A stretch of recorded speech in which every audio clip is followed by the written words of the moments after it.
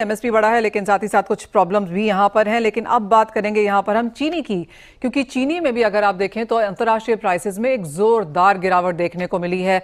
हमारे साथ आइस्ता के चेयरमैन प्रफुल्ल विटलानी है। प्रफुल्ल जी, न्यूयॉर्क में 4 साल के लोज पर, लंदन में 4.5 महीने के लोज पर। पहले तो इंटरनेशनल मार्केट्स की सेंस लेना चाहेंगे, क्योंकि जिस तरह से यूएसडीए की रिपोर्ट आई है बेरिश है, क्योंकि ग्लोबल प्रोडक्शन रिकॉर्ड पे बताई जा रही है। ग्लोबल सरप्लस यहाँ पर ऑलमोस्ट 40 मिलियन टन्स की वो लोग यहाँ पर बात कर रहे हैं। कैसे देखते हैं ओवरऑल नंबर्स? देखिए, ओवरऑल नंबर में ऐसा है कि हमारे पास क्लोजिंग स्टॉक ये बार पहली बार 45-50 लाख टन के आसपास रहने वाला है। हम्म। फिर भी चीनी में तेजी नहीं आई है। हम्म। तो कहाँ पे हेल्प हो रही है ये? नाइबोर्ड जो है वो 1 अक्टूबर को इंडियन सीजन के हिसाब से रेट था 22.47। वो गिर के कल बंद हुआ है 16.90। 25% नीचे है, 25%। लीफे शुगर फॉल्स बाय 18%। जो 577.50 था वो 471.40 है, $105 नीचे है। वो भी करीबन 18%। WTI क्रूड हम इसलिए बता रहे हैं क्योंकि इथेनॉल का प्राइसिंग जो रहती है वर्ल्ड में वो WTI क्रूड के साथ रहती है। तो WTI क्रूड जो है 8.5% नीचे है, 68.33 से गिर के 62.52। ब्रेंट क्रूड एल्सो 8% नीचे है, वो 71.77 से 65.58। अब करेंसी का देखिए जो इंटरनेशनल मार्केट को इंपेक्ट करती है, तो INR वीकन बाय 2.10%।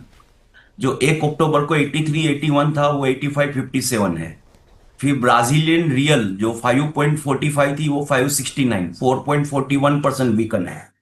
तो ये शुगर सेक्टर और इथेनॉल सेक्टर जो है पूरा वो अभी ICCU में है। उसको अभी निकलने की कोई अच्छी न्यूज आने के बदले अभी तो ये USDA बता रही है कि काफी प्रोडक्शन अच्छा रहेगा और सरप्लस रहेगा। तो ये कहीं से अच्छे दिन नहीं दिख रहे हैं यहाँ पे।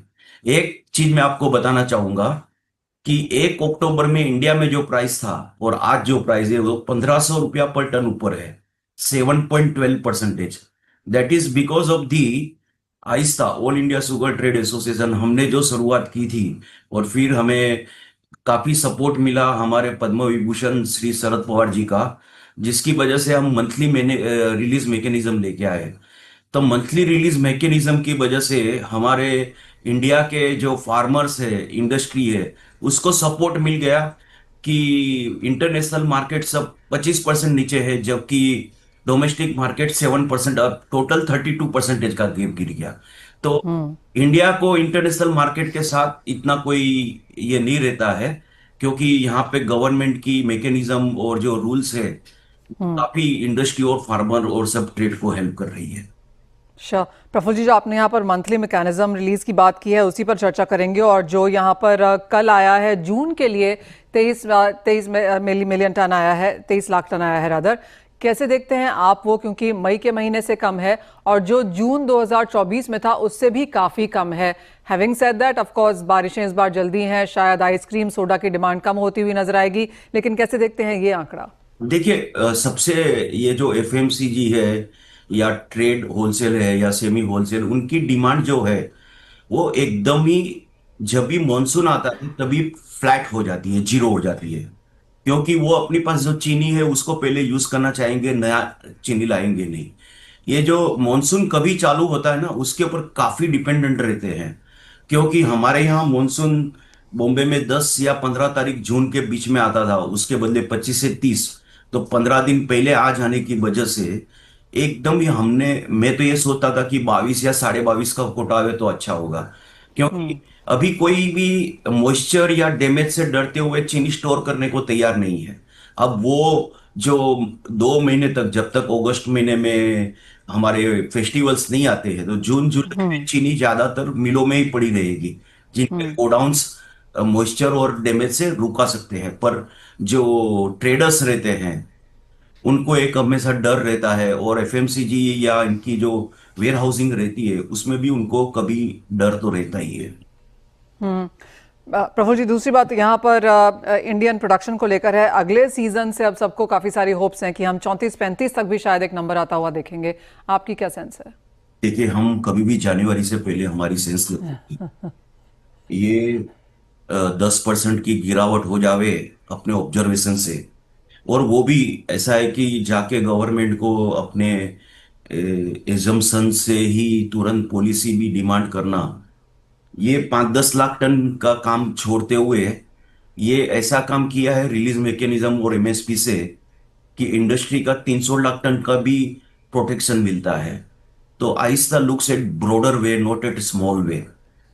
तो हमें ये चीज करनी भी नहीं चाहिए, और गवर्नमेंट ने ऐसे कोई भी नंबर्स जो लेके आते हैं उसका सुनना भी नहीं चाहिए, और उसके ऊपर पॉलिसी तो बिल्कुल नहीं करनी चाहिए। सुनो सबका, पर ऐसा पॉलिसी पॉलिसी मैटर जो है इतने अर्ली स्टेज पे, क्योंकि क्या होता है कि हम बोलते हैं कि हमारे पास सैटेलाइट से सैटेलाइट कभी भी किसी को weight of the sugar cane और length of the sugar cane नहीं बताती, वो सिर्फ इतनी बताती इतना एरिया में शुगर केन है।